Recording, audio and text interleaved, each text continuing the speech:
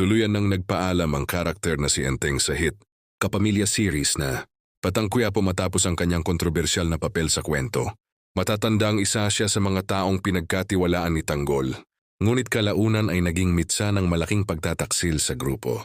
Sa mga nagdaang episode, unti-unting nabunyag ang pagiging traidor ni Enteng, isang desisyong ikinagulat at ikinagalit ng maraming manonood. Una, kanyang pagtalikod kay Tanggol at sa mga kaibigan nito ay nagdulot ng sunod-sunod na problema at ikinapahamak ng buong samahan. Dahil sa kanyang ginawa, naging mabigat ang kapalit kay Enteng.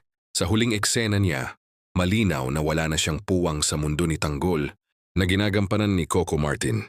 Ang kanyang pag-alis ay nagsilbing babala sa mga karakter sa serye na hindi lahat ng kakampi ay mapagkakatiwalaan. Samantala, hati naman ang reaksyon ng netizens. May mga nagsabing dapat lang ang sinapit ni Enteng dahil sa kanyang pagtataksil, habang ang iba na may nanghinayang dahil naging mahalaga rin siya noon sa kwento. Sa pagkawala ni Enteng, mas lalong umiinit ang mga susunod na kaganapan sa Batang Quiapo.